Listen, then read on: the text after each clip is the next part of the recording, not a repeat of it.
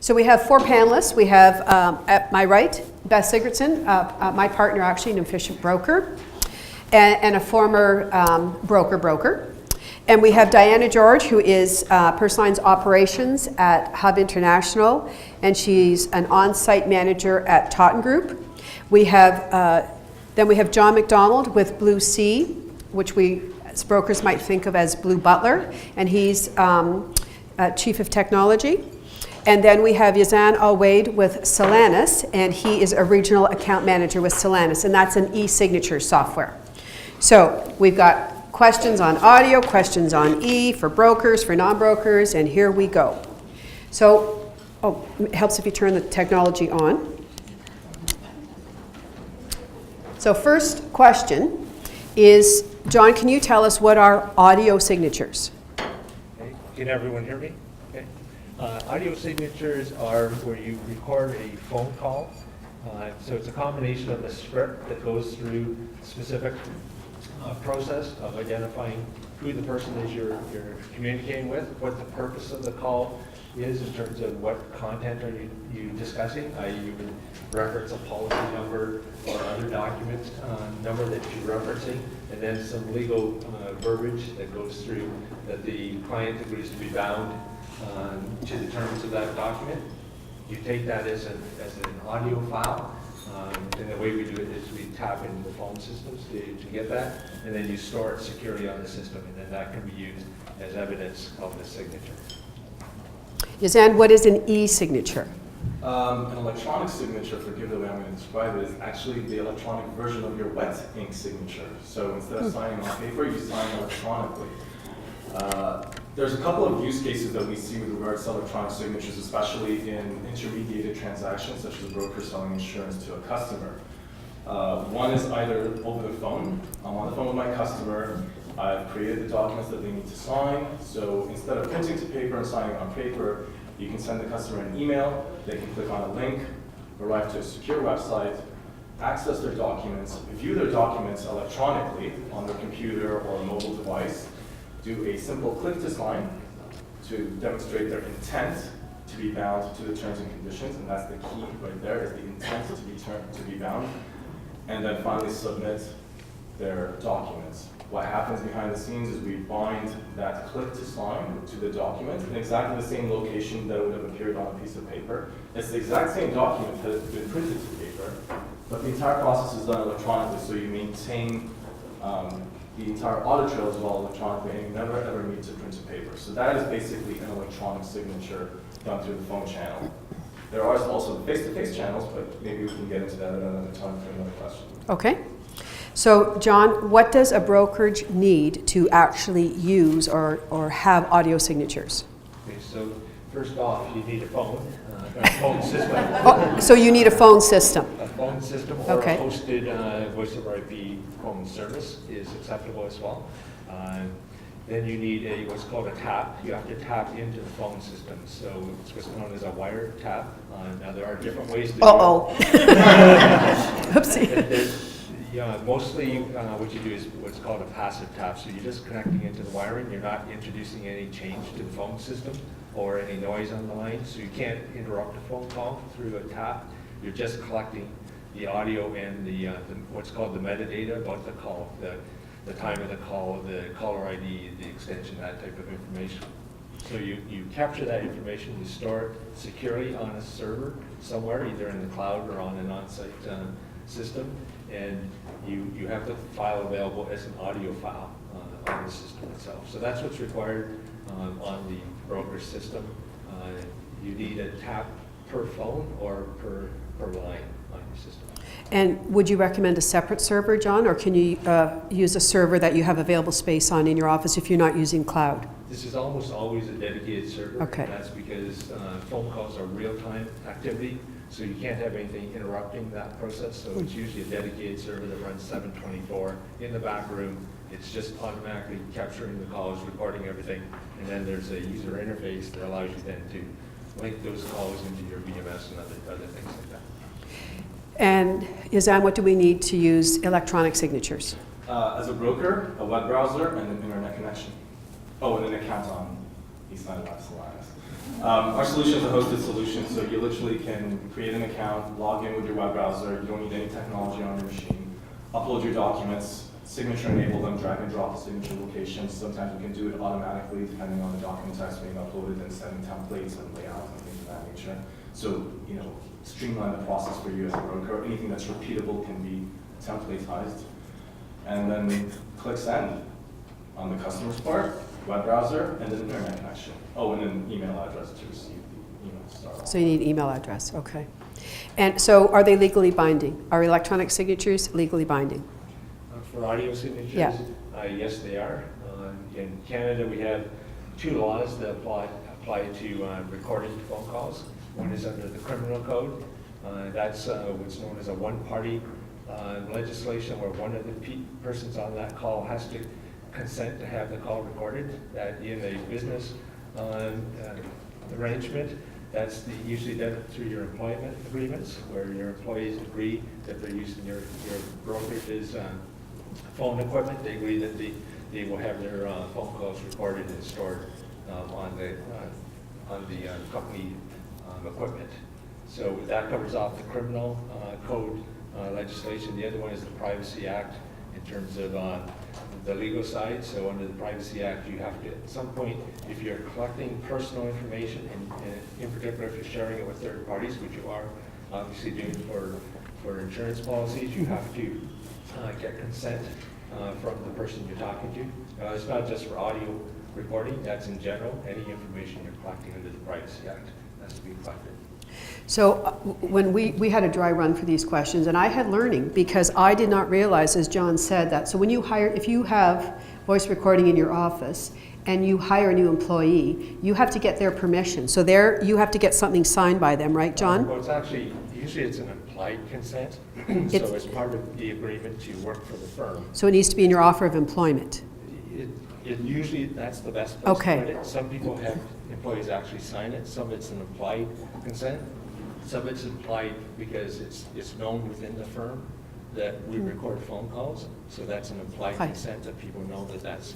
Now, there are options in software like ours that you can have what's called selective recording, where the individual can disable the recording or pause the recording on a particular call, but that's not normally done in insurance. That's because for legal purposes, you're in a stronger Yes. position if you say your corporate practice is that you just record every phone call, Good. regardless. And then the way you Okay. handle personal calls, which is always an issue, especially sensitive personal calls, is people are usually asked to use their personal cell phone, where those calls are not recorded, or you have one phone in, say, an office with a Yep. closed door that's not tapped, so that phone is known not to record phone calls. And Yazan? The answer is yes. Electronic signatures are legal in Canada. The legal framework has been around since the year 2000 or even 1999 in certain provinces. It's at the provincial level and at the federal level. An electronic signature is equivalent to a wet ink signature, which means the legal system, any claim or dispute or court case, cannot reject an electronically signed document on the basis that it was electronically signed. So the answer is yes, it is legal, and yes, it is equivalent to wet ink signed documents. So you answered my next question was, have there been any cases where the courts have not recognized an electronic signature? I'll actually, if you want to jump real quick Yeah. on this one, the answer is yes, they have been recognized. I think that says have not been recognized. So the case law is out there. Yes, the courts have recognized electronically signed document. Believe it or not, writing your name at the bottom of an email message constitutes an electronic signature by the definition of a law. Really? Yes. So if I send you an email and I say, Wendy, I agree. Yes. You can take that I agree and say, as part of that discussion, as part of that dialogue that we're having via email, if I say, yes, I agree, change my insurance carrier, that email with my name on it that says I Gotcha. agree can Yep. constitute an electronically signed Yeah. document.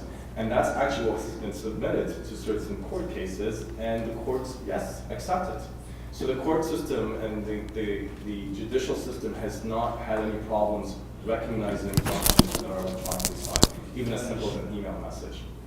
So, yeah, good growing body case to me. So I'm going to ask you the next question then. Are there any circumstances where you would not recommend electronic signatures? Yes, by the way, I'm not a lawyer, so I should have put that disclaimer much earlier. I was hoping you wouldn't say that, but yeah. I'm going to read something here. It's not a disclosure statement. Actually, I'm being facetious, but yes, there are certain situations that by law you cannot sign these documents electronically. And I have it on the list because I presented a panel at the ICTC with a lawyer who did all this research. So these are the 5 that he called out in the insurance law. Get your pens. Yeah, I'll get your pen. Notice of cancellations cannot be electronically signed. So yeah, I'm hearing an O here, but that's a notice of cancellation. That's not a cancellation form where the client's requested cancellation. We get them to sign the form. Yeah, that's too specific for me. Okay, all right. But we can get you that. Yeah, okay, That's a good please. question, Yeah. Lindsay. That precision, that's a good point. We can Okay. find that. Again, not a lawyer. Yeah. Alteration of policy by the insurer. So any alterations to the policy by the insurer cannot be electronically signed or electronically delivered, I guess. Trustee appointments. Beneficiary designation. Nomination of a person as having rights or interests of insured on insured's death. So those are the 5 situations that you cannot electronically sign documents. The last one is the nomination of person as having rights / interests of insured on the insured's death.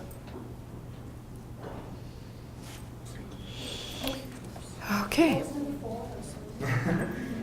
I didn't think they would actually write it down. Of You guys course. can come and see me afterwards if you want. I can send you the stuff. I can send it to Wendy as well. And we'll post it. Yeah. We'll post it on the website. Yeah, good.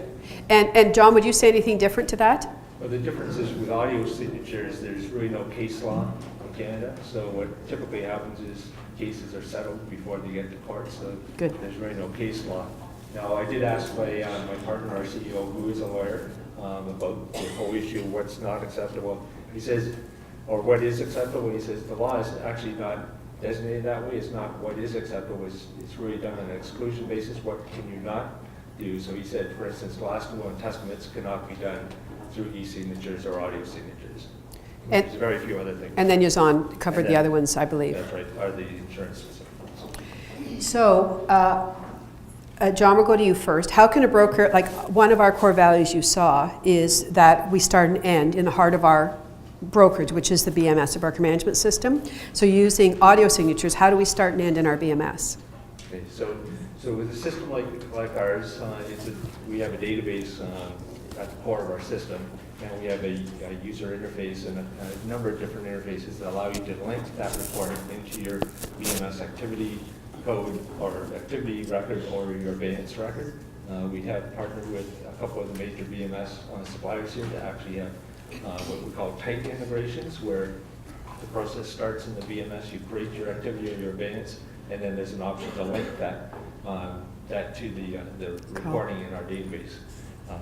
We don't normally put the audio file in the BMS system. It's usually just a link, so you're not going to overwhelm your BMS system with the size of these audio files. You can do it, but that's not normally. And we do that also for security purposes. The secure audio file is always behind the scenes, behind your firewall on the Blue Butler system in your back room. If you need to make a copy and send it to someone, you're making a copy of the audio file. You're not giving them the original. Good. So it always stands up from a legal perspective. And Yazan, same question? So I'm going to make an appeal out. I know some of the BMS providers are here today. Please call us. You can absolutely integrate e-signatures into the BMS. Oh, sales call. It makes it so much easier for the brokers to just simply hit one button on their BMS that says send to eSign Live, and all the magic happens behind the scenes. We receive the documents as well as the customer's information.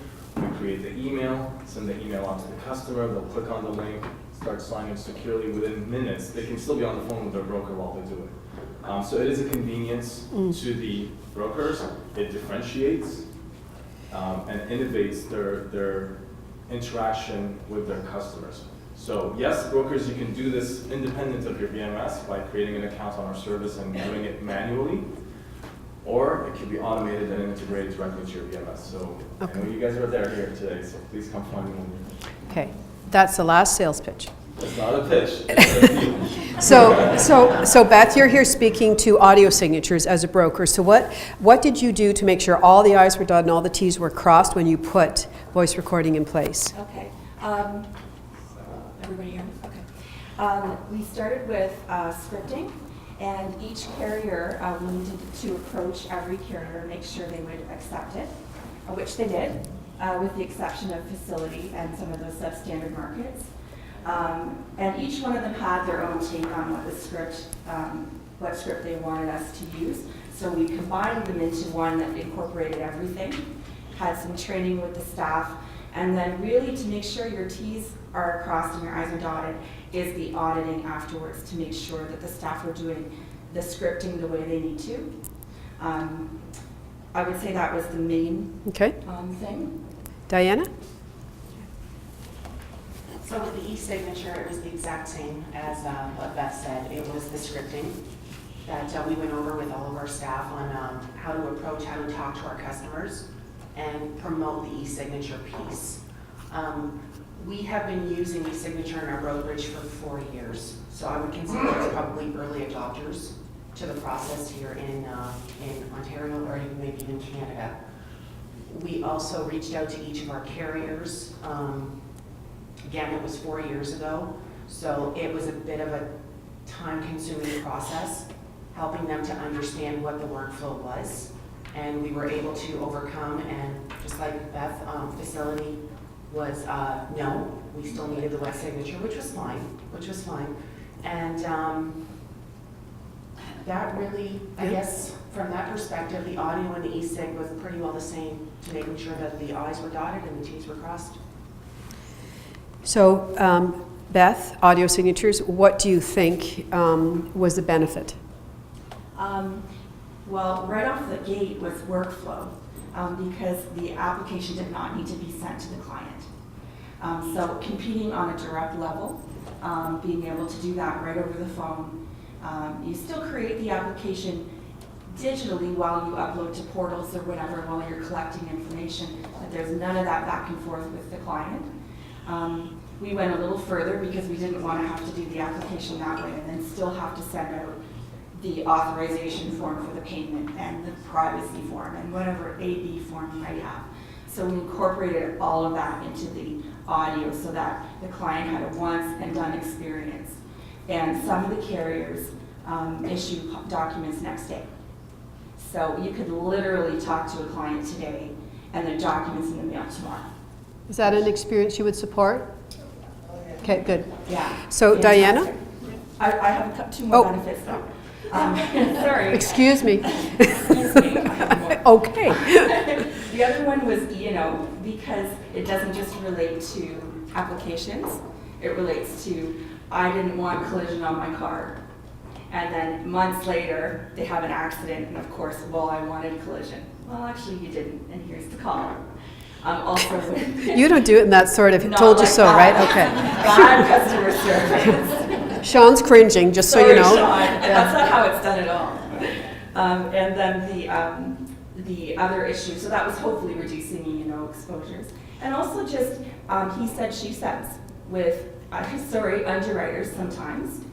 You're talking to several different people. You've got a permanent conversation on record, and so we found that was really helpful. And then lastly, it was an awesome training tool because part of now that assessment for review with your brokers includes now the conversation. Mm-hmm. Were they rude? Were they friendly? Were they quick? Were they long-winded? Did they ask for the referral? Did they ask for the other line of business? Yeah. So it was a huge training tool. So that would be what I would say, going a little bit beyond just the signature part. Yeah, and you just took Diana's time. So I'm sorry. Dianna, do you want to just say ditto, or do you want to add? Ditto, and the only thing that I would add is not only is it a pleasant customer experience, but from the producer standpoint, everything was in line. They weren't scrambling at the end of the week or at month end trying to put together all of these packages. Everything was electronic, and it was right there at their fingertips, easy for them to retrieve. And the turnaround time as well with e-signatures is basically at least cut in half, because customers have that ability to just sign electronically and click a button and it's sent back to you. So, Dianna, go first on this. What has been your client's reaction to the process being changed? Okay. Again, very positive.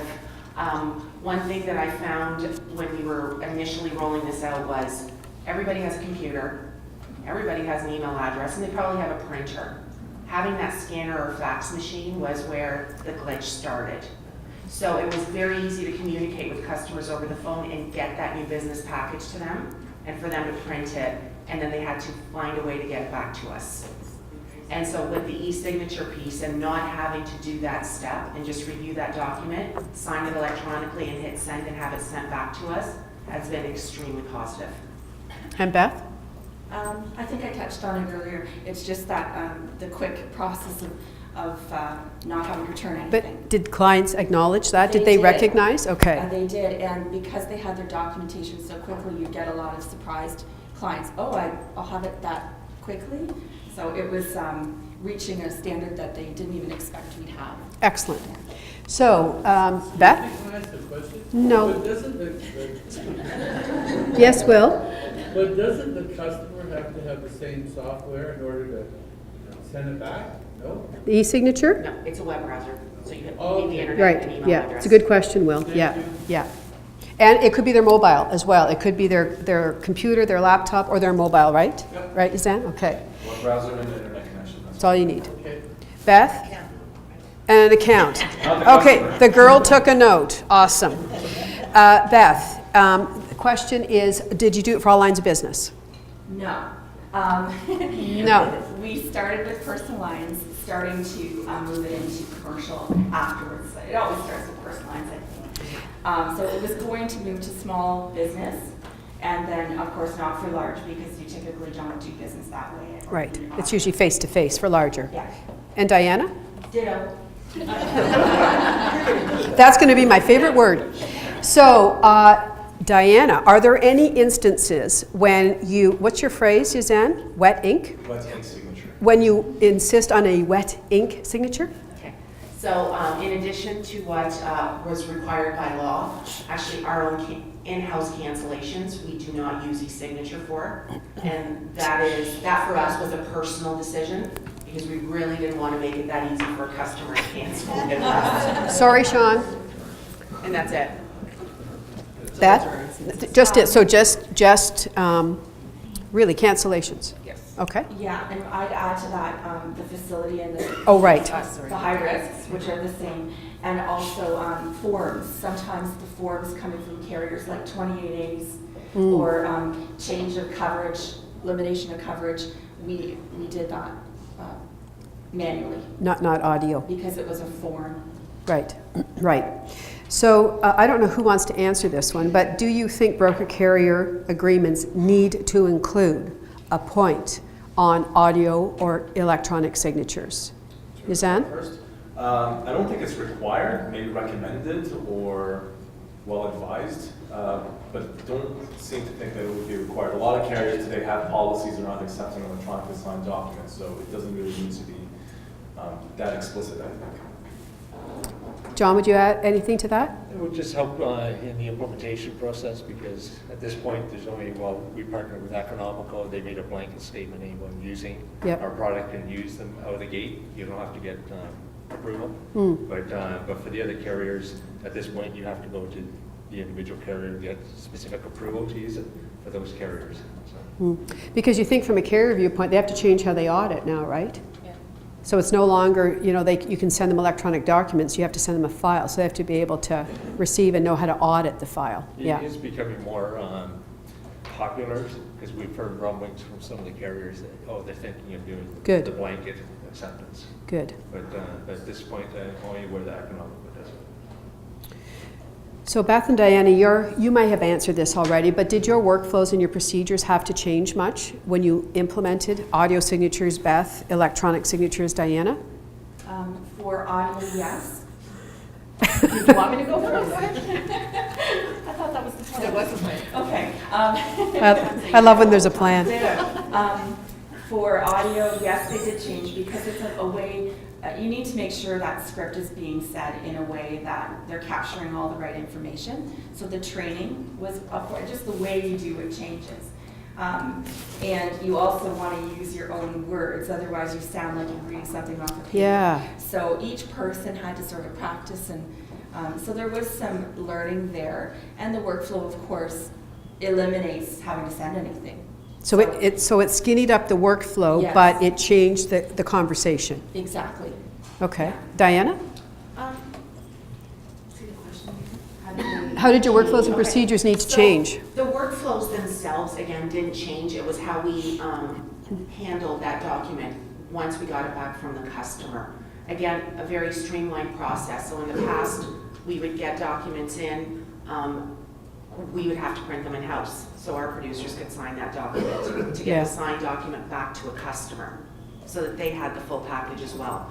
Our workflow changes really were, I think they were shortened, because when the documents came back and signed by both parties, the customer and the brokerage, got a PDF attachment, a document that showed the entire package with all the signatures in the spot it needed to be, which allowed, again, for easier processing. We were able to send it to either our carrier or in-house underwriting to be processed, and that attachment was also attached in the BMS. Done. Done. Done. Just done. It was just done. Nice.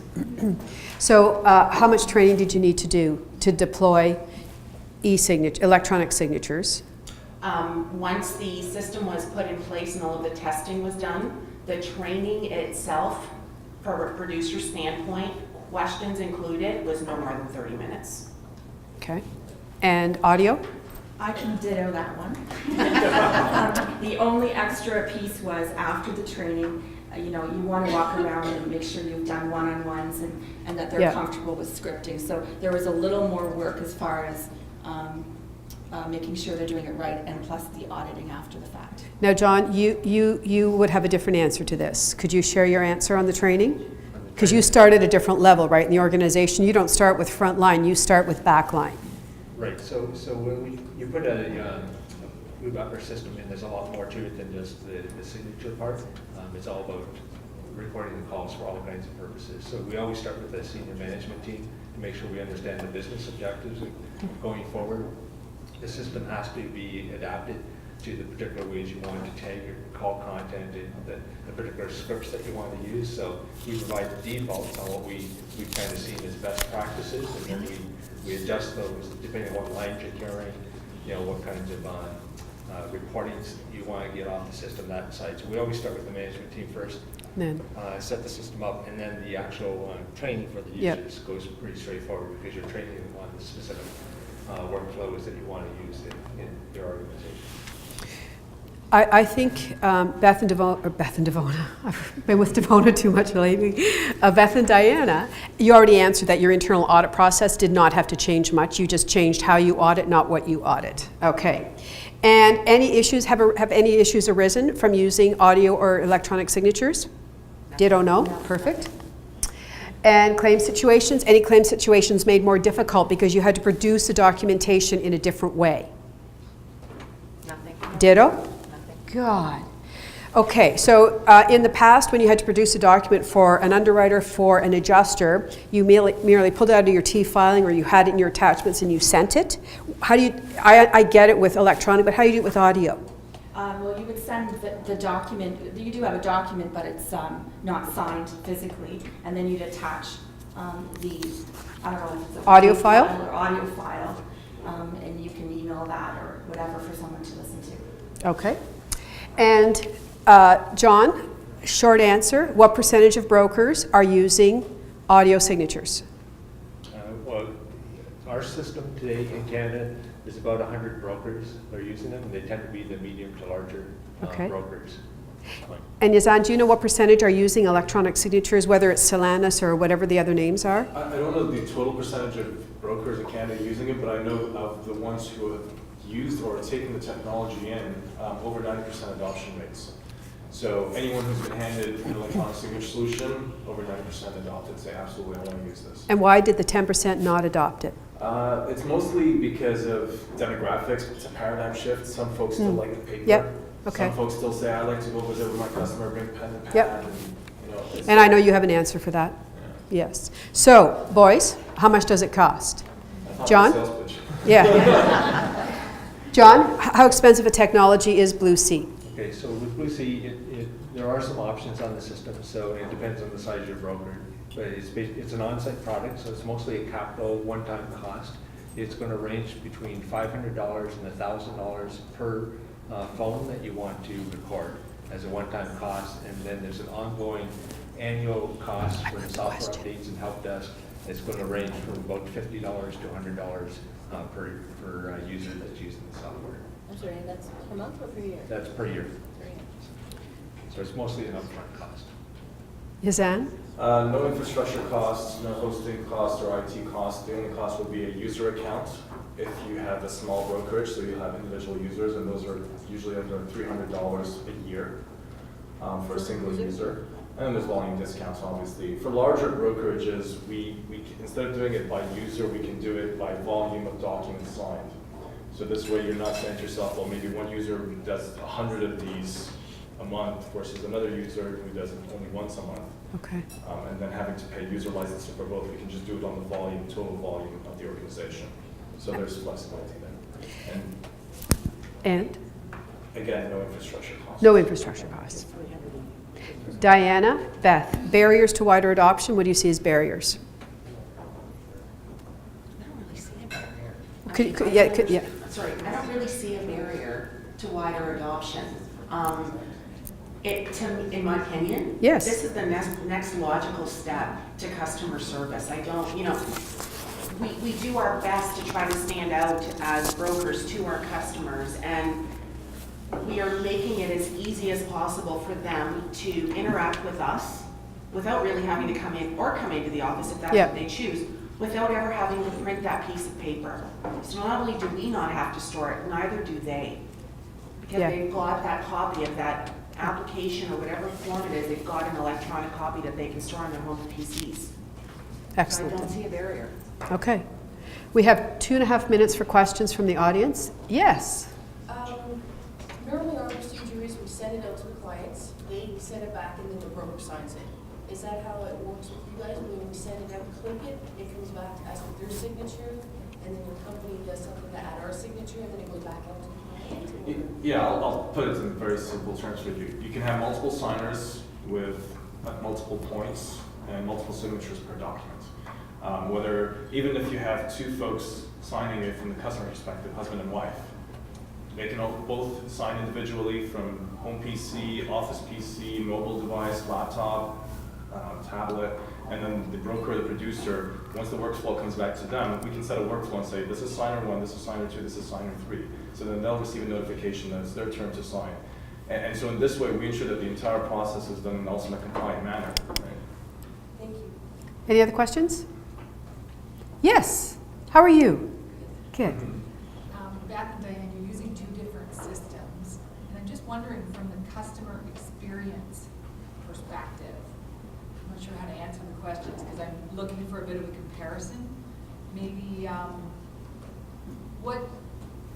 what do you wish you had? Oh, that good the question. system you're using doesn't provide in terms of customer experience. The whole thing Sean talked about, security, trust, Yeah. one and done, all of those kinds of things. I have one barrier, I'd say, and that is the dual signature. So home policy with both mom and dad on. You're talking to mom. Some carriers have sort of grandfathered in the other verbal signature, but some prefer to have that actually obtained from the other party. So I wish that there was a simpler way to handle dual named insurance. And what it becomes is a second phone call Yeah. to that other party. But all the time saved at the other end. The clients don't seem to be upset about that, but it does add one barrier to that once and done. Who says you couldn't have both? Sometimes they're right here on the phone, hey, can I talk to your hubby? That's kind of what I'm wondering. Then Yeah, you and- send an email for. Exactly. Yeah. Why wouldn't you have both? Yeah, Exactly, you could- Angela. You could Yeah. do a blended solution for sure. Yeah. Yeah. Last question, but please, yeah, last question, and could the next panelists head their way down? Are the signatures Oh. date and timestamp? Yes, they Yes. are. Okay. And for the signature, when they click on the button, it's date and timestamp? Oh, there she is, okay. When the customer clicks on the signature and signs it, then, and Yeah. hits send, that is the date and timestamp. It's as soon as they hit send or complete, whatever the. Are there any branding options for the web portal? Like, will it say your brokerage, or does it look like a completely Yes. third party? Okay, Yep. cool. Good. So thank you, panelists, and thank you for asking your questions.